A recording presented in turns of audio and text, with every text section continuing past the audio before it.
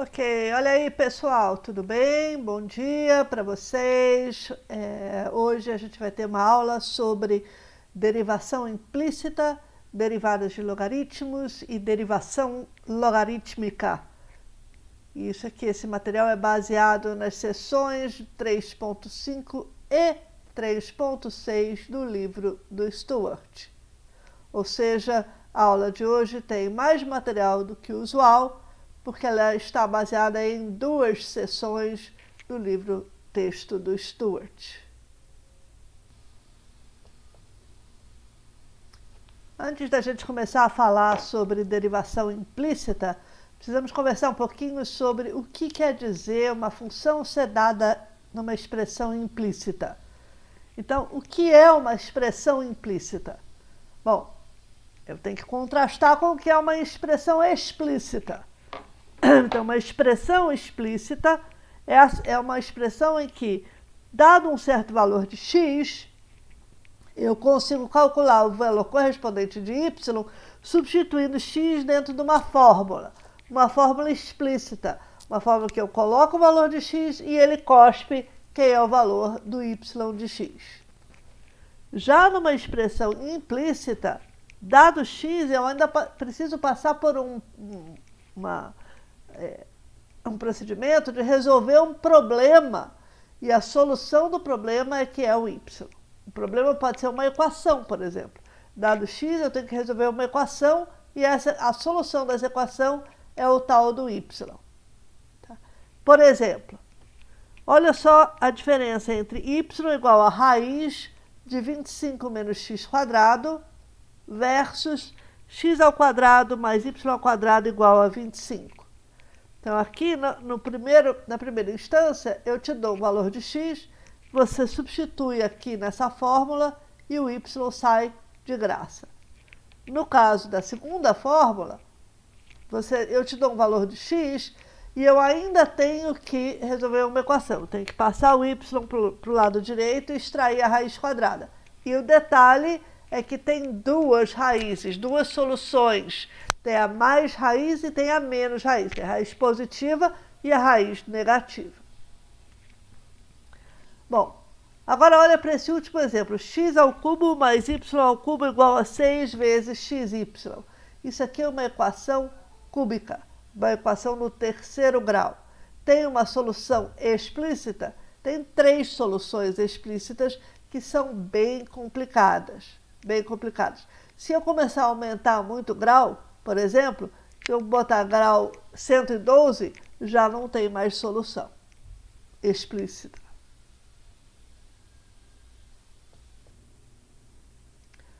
Curvas no plano são descritas pelas coordenadas dos seus pontos x e y, a abscissa e a ordenada.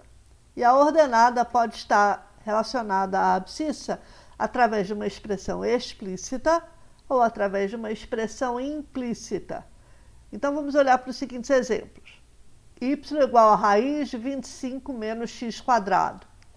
Isso aqui corresponde a uma curva no plano, que é esse hemisfério superior, esse semicírculo superior do círculo de raio 5 no plano. Tá? Então, é o semicírculo superior do círculo de raio 5. Já a expressão implícita x ao quadrado mais y ao quadrado igual a 25 é representada geometricamente como sendo o círculo de centro da origem e raio 5. Então, esse pedaço aqui anterior é só metade desse círculo. A expressão explícita é apenas metade do círculo. A figura que corresponde à curva descrita por x ao cubo mais y ao cubo igual a 6xy é essa curva que eu desenhei aqui, que se chama fólio de Descartes. Deixa eu escrever isso aqui, olha. Chama-se fólio de Descartes.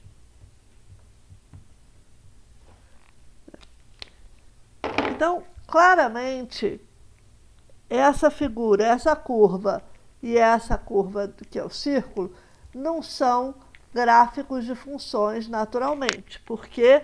Porque não satisfazem a regra, o teste da reta vertical. Se você passa uma reta vertical, você tem que ela intercepta a curva em mais de um ponto.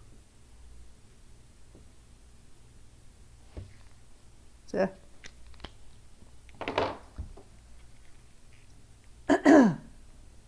Bem, mas você pode subdividir essas curvas em pedaços, em pedaços que são, sim, gráficos de funções. Então, no caso do círculo de raio 5, a gente pode descrever esse círculo como a união de duas curvas, o semicírculo superior e o semicírculo inferior. E cada uma dessas curvas isoladamente é gráfico de função. No caso do Fórum de Descartes, tem mais de uma maneira da gente fazer isso. Eu posso considerar uma curva que seja composta por este pedaço daqui, só isso. Tá? Essa curva, ela é gráfico de função. Eu posso considerar uma outra curva que seja só este pedaço assim, isso também é gráfico de função, ou só isso assim, que também é gráfico, só o pedaço de cima desse loopzinho, desse lacinho, que também é gráfico de função. De qualquer maneira, independente de ser gráfico de função ou não, é uma pergunta perfeitamente válida a gente querer saber, identificar as retas tangentes a essas curvas nos diferentes pontos da curva. Então, essa curva aqui tem umas tantas retas tangentes, o Fórum de Descartes, tá? E eu quero saber identificar quem são essas retas tangentes e escrever as equações dessas retas tangentes. Tá? Só que o problema é que no momento a gente só sabe fazer isso para gráficos de funções. A gente calcula, a gente escreve a equação da reta tangente, calculando o coeficiente angular, que é dado pela derivada da função que descreve a curva. Então, se você não tem função, a princípio você está enrascado. Vamos ver um exemplo. Vamos tentar achar a equação da reta tangente à curva usando uma expressão implícita, sem precisar resolver a equação e achar uma expressão explícita.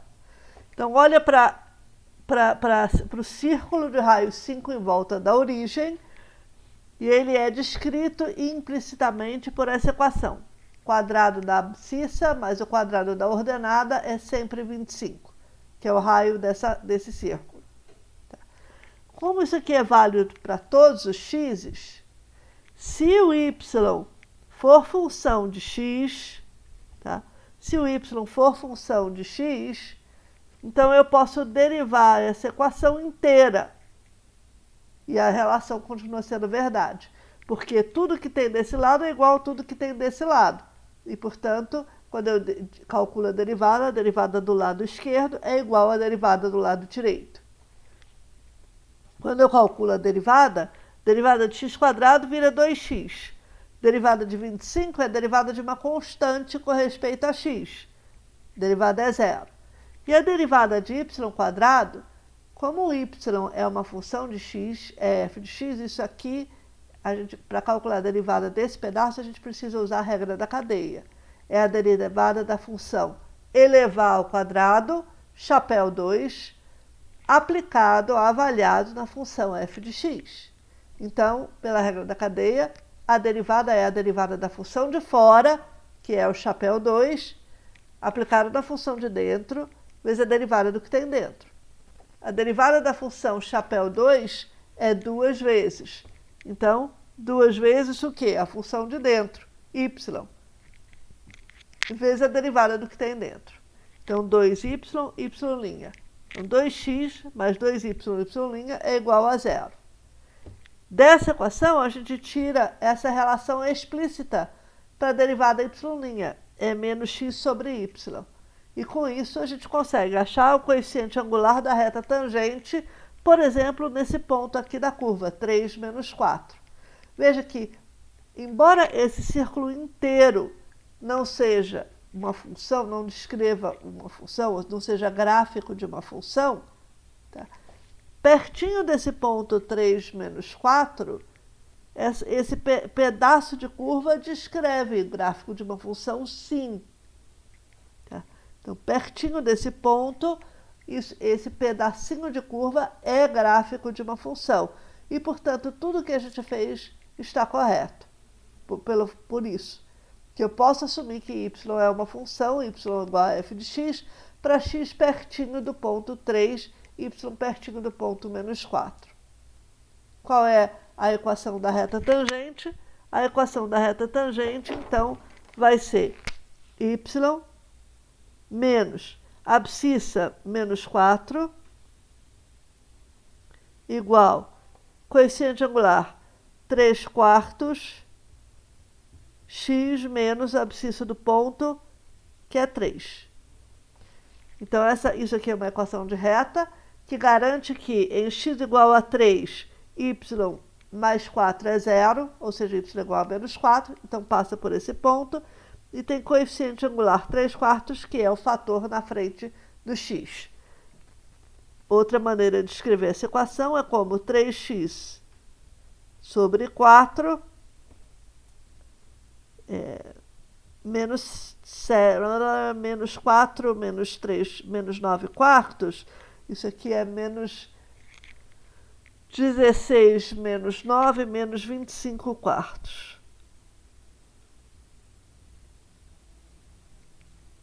E se você colocar x igual a 3, você vai ganhar exatamente 9/4 menos 25/4, que é menos 16/4, que é menos 4.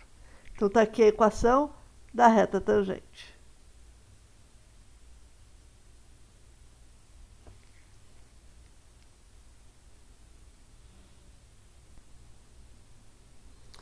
Vamos ver outro exemplo de encontrar a equação da reta tangente a uma curva que é dada por uma expressão implícita. Olha para o fólio de Descartes. Está aqui o fólio de Descartes, tá? E eu quero achar a equação desta reta tangente daqui. Essa reta que é tangente ao ponto 3, 3. A abscissa é 3, a ordenada é 3. Então, a primeira observação é que esse ponto está nessa curva. Ou seja, ele satisfaz a equação implícita. De fato, 3 ao cubo é 27, mais 3 ao cubo mais 27. 27 mais 27 dá 54, e 54 é 6 vezes 9, que é 6 vezes 3 vezes 3. Então, está correto, e nós descobrimos que o ponto 3, 3, de fato, está no fólio de Descartes. O fólio de Descartes é descrito implicitamente por essa expressão, x ao cubo mais y ao cubo igual a 6xy. Eu observo que aqui, perto de x igual a 3, você tem um pedaço de curva, de fato, que é gráfico de função. Está aqui. Eu desenhei ele aqui em zoom aqui fora, mas esse pedaço verde aqui é esse trechinho da curva que é o fólio de Descartes em volta do x igual a 3. E isso aqui é gráfico de função. Isso aqui satisfaz o teste da reta vertical. Tá? Então, com isso, eu posso assumir que y é uma função de x e calcular a derivada em relação a x da equação inteira. Tudo que tem do lado de cada equação, do lado esquerdo, tem do lado direito, é válido para todos os x's, aqui em torno de x igual a 3, pelo menos. Para calcular a derivada de x ao cubo mais y ao cubo igual a 6xy, a gente calcula a derivada de x ao cubo, que dá 3x². Depois a gente calcula a derivada do y ao cubo, que é a função composta chapéu 3, avaliada em y igual a f de x. E aí você ganha a derivada do chapéu 3, que é 3 chapéu 2, ou seja, 3 vezes alguma coisa ao quadrado. E a gente substitui o alguma coisa pela função de dentro. Então fica 3y ao quadrado vezes a derivada do que tem dentro, y'. Para calcular a derivada de 6xy, eu uso a regra do produto. Então eu primeiro derivo x, dá 6y, depois eu seguro x e derivo y. Está aqui, então fica 6y mais 6xy'. Aí a gente explicita y' como função do resto. Ou seja, basta eu pegar esse y', passar para o lado esquerdo, pegar esse 3x², passar pelo lado direito, dividir todo mundo por 3, e eu ganho essa expressão aqui, y' é igual a 2y menos x² sobre y² menos 2x. Ok? Agora avalia isso aqui em x igual a 3, 3, que eu já verifiquei que é a parte que satisfaz a equação e que, portanto, é um ponto que está na minha curva. Tá? Então, y' avaliado em 3, 3 dá 2 vezes 3, substitui y igual a 3 aqui, menos 3 ao quadrado, substitui x igual a 3 aqui, sobre 3 ao quadrado menos 2 vezes 3. 3 ao quadrado menos 2 vezes 3. Faz a conta e ganha menos 1. Portanto, o coeficiente angular da reta tangente vai ser menos 1. E é uma reta que passa pelo ponto 3, 3, portanto, é a reta y menos a ordenada 3, igual ao coeficiente angular menos 1, vezes x menos a abscissa 3. Ou seja, y é menos x mais 6. E olhando aqui para a nossa curva, a gente vê que é perfeitamente dentro do razoável, dentro do esperado, que a gente tem uma reta tangente da forma menos x mais 6. Uma reta tangente que é paralela à reta y igual a menos x, que passa pelo ponto 6, x igual a 0, por exemplo, y igual a 6, ou x igual a 6, y igual a 0. X igual a 6, y igual a 0. Bem, vamos supor que agora a nossa função implícita, ou a nossa expressão implícita, diga respeito a uma função inversa. Então, como é que funciona a função inversa? A função inversa de uma função é assim. Eu pego x, levo na função inversa de x. Se eu aplicar f na função inversa de x, eu ganho identidade. Tá? Então, f de f inversa de x é igual a x para todo x. Portanto, a derivada de f inversa de x é a mesma coisa que a derivada de x, porque as duas são a mesma função. Para calcular a derivada da função inversa, o que a gente faz é o seguinte. Primeiro, a função inversa é a função que leva a x, no f inverso de x, e tal que quando eu aplico f novamente no f inverso de x, eu ganho x, eu ganho identidade. Então, a derivada de f inverso de x é a mesma coisa que a derivada de x, porque as duas funções são iguais. E aí, para calcular essa derivada, eu uso a regra da cadeia. É a derivada da função de fora, avaliado no que tem dentro, vezes a derivada da função de dentro. Isso aqui é igual a derivada de x, que é 1. Então, a gente pode, em suma, a gente pode escrever f inverso linha de x como sendo 1 sobre f' em f inverso de x. Tipicamente, a gente conhece f' e a gente não conhece f inverso linha. Então, vamos ver como é que isso aqui funciona em casos específicos. Bom, vamos ver o que acontece com a função arcosseno de x, que é a função inversa do seno de x. Então, lembrando que a função seno de x, a gente precisa, como ela é uma função periódica, para eu poder achar a função inversa, eu preciso de uma bijeção. Então, em particular, tem que ser uma função injetora. E aí, o que acontece? Eu preciso restringir a minha função bijetora, eu preciso restringir ela ao intervalo onde ela seja injetora. E o tradicional é a gente restringir ao intervalo que vai de menos π sobre 2 até π sobre 2. Nesse intervalo aqui, eu defino a função inversa, arcosseno de x. Arcosseno de x é exatamente como diz o nome da função, é o arco cujo seno é x. Então, eu te dou o valor x entre menos 1 e 1, e você me dá o ângulo ou o arco cujo seno é aquele número.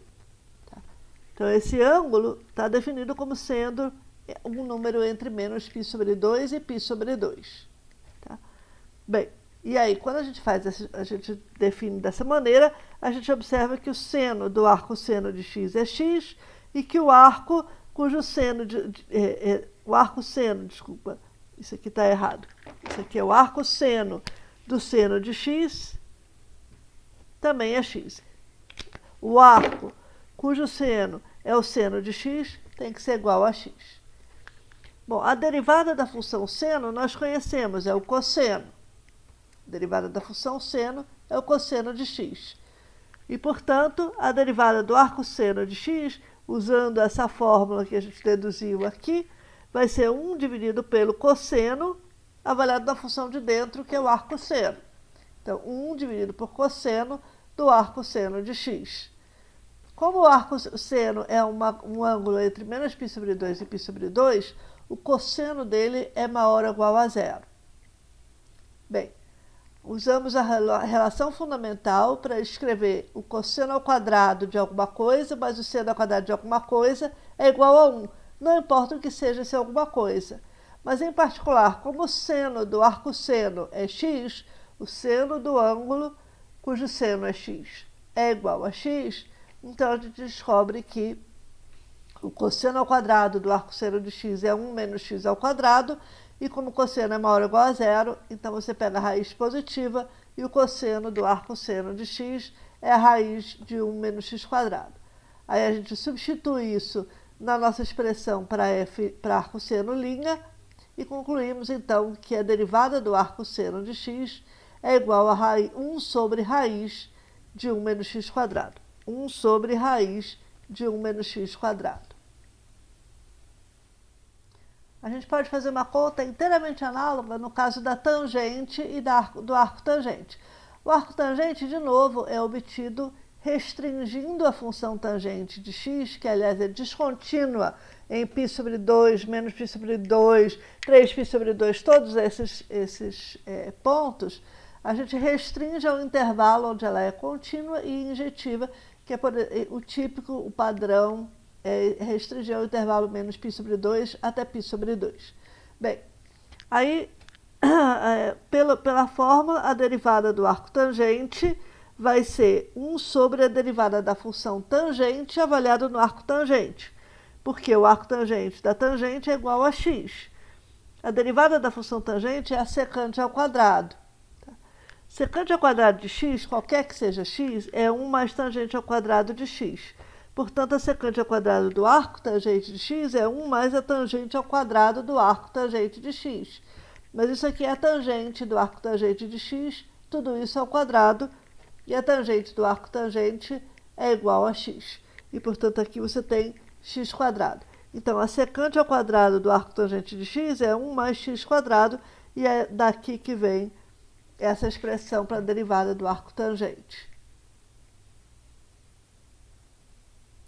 Essas são as funções trigonométricas inversas que a gente mais usa nos cursos de cálculo. Evidentemente que você pode fazer cálculos análogos para todas as funções trigonométricas inversas, para o arco seno, o arco cotangente, o arco cossecante, o arco secante, etc. Tá? Mas o que a gente mais usa é o arco seno e o arco tangente. Vamos examinar agora o que acontece com as funções exponenciais. E vamos começar com a mais simples do ponto de vista do cálculo, que é o e elevado a x, em que a base é o número de Euler E. Eu já sei que para derivar e elevado a x, eu ganho de volta o e elevado a x, porque foi assim que a gente definiu o número de Euler E. É aquele número para o qual a derivada da exponencial em x igual a zero é igual a 1. Ou seja, derivada em x igual a zero é elevado a zero, que é 1. Tá? Bem, a função inversa do e elevado a x é o log de x na base e, ou o logaritmo neperiano de x, ou o logaritmo natural de x. São todos nomes de log de x na base e. O que é o ln de x? O ln de x é o expoente ao qual eu tenho que elevar e para obter x. Tá? Bem, então, eu desconheço a derivada dessa função, mas por essa fórmula daqui, ela vai ser igual à derivada de f, que é elevado a alguma coisa, e o alguma coisa vai ser exatamente avaliada em f inverso de x. Ou seja, é 1 sobre e elevado a f inverso de x, que é a ln de x, mais esse número daqui é x, porque lembra que o ln de x é o expoente ao qual eu tenho que elevar e para obter x. Então, e elevado a ln de x é exatamente igual a x. Portanto, nós descobrimos que a derivada do ln é 1 sobre x. E se a minha base não for o número e, se for um número a positivo? Bem, eu já descobri que a derivada do a elevado a x é a elevado a x ln de a. Claro, quando a igual a e, Isso aqui dá e elevado a x ln de e, e ln de e é igual a 1, que é o expoente ao qual eu tenho que elevar e. Para obter e, é o expoente 1. Bem, então, pela nossa fórmula para funções derivadas de funções inversas, a derivada do log de x da base a, que é a inversa do a elevado a x, esse daqui é o expoente ao qual eu tenho que elevar a para obter x.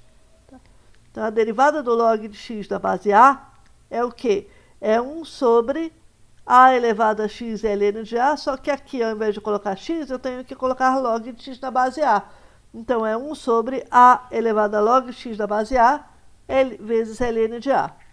Mas a elevado a log de x na base a é a elevado ao expoente ao qual eu tenho que elevar a para obter x. Ou seja, é exatamente igual a x. É por isso que elas são funções inversas uma da outra. Então, a derivada do log de x da base a é 1 sobre x ln de a. 1 sobre x ln de a.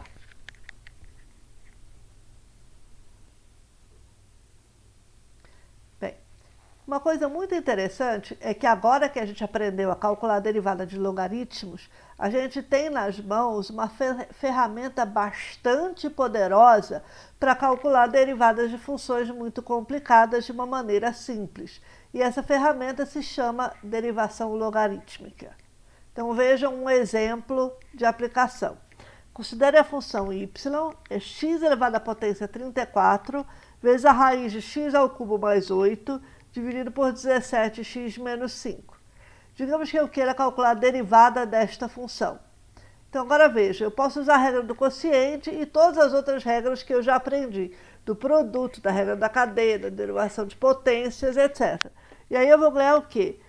Pego o denominador, 17x menos 5 eleva ao quadrado, tá? E aí o numerador eu vou ter que derivar x elevado a 34, raiz de x ao cubo mais 8, que é bem complicadinho, tá? E multiplicar por 17x menos 5, menos x elevado a 34, raiz de x ao cubo mais 8, e derivada de 17x menos 5. A conta fica bem mais simples se a gente usa a derivação logarítmica, que envolve observar que se y é igual a essa expressão do lado direito, então o log de y é igual ao log dessa expressão do lado direito. E o log de y é o log dessa expressão, que é o log, agora a gente aplica propriedades de logaritmos. O log do quociente é o log do numerador menos o log do denominador. O meu numerador é um produto de duas funções, então o logaritmo é a soma dos logs de cada um dos termos.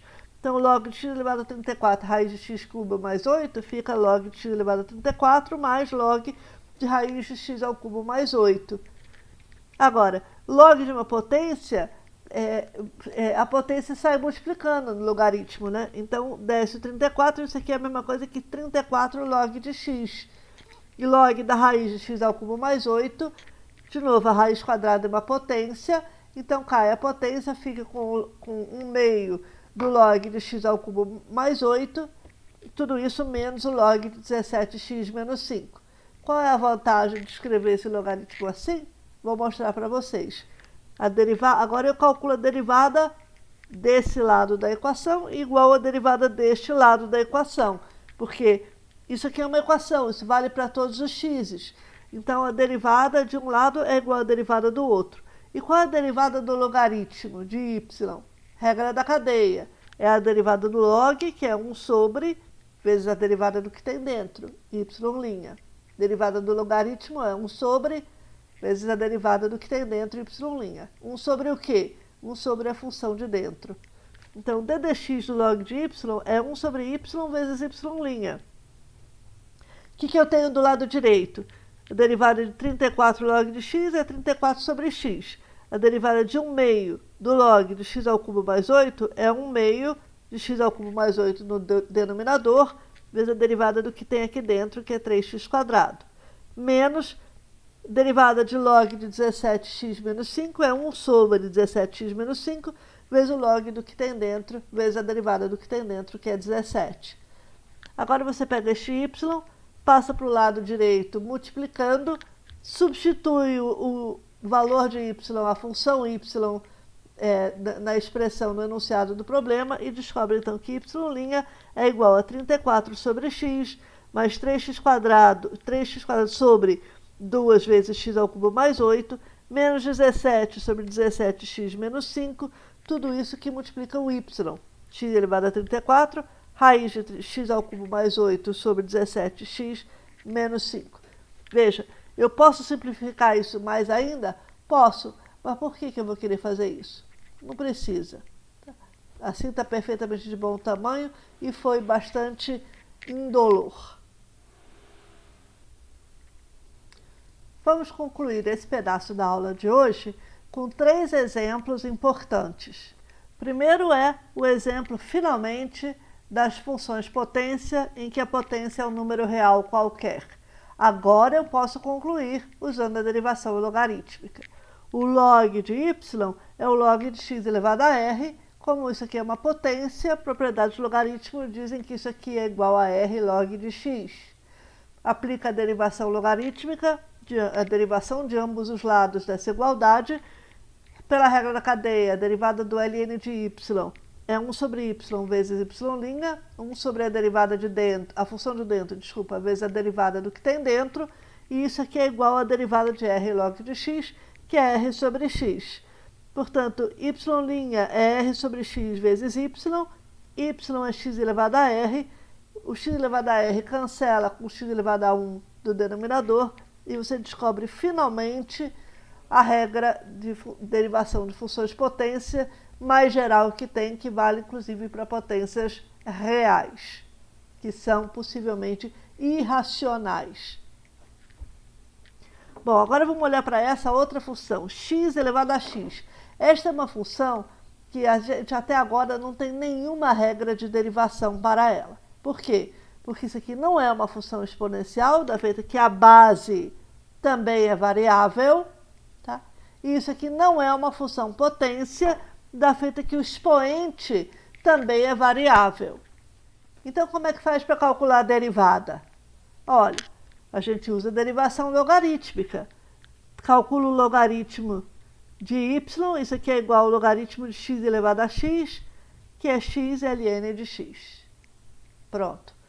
Deriva do lado esquerdo, derivada do ln de y é 1 sobre alguma coisa, vezes a derivada do alguma coisa. 1 sobre a função de dentro, vezes a derivada do que tem dentro. Y' sobre y. Derivada do lado direito é a derivada de x ln de x, é um produto.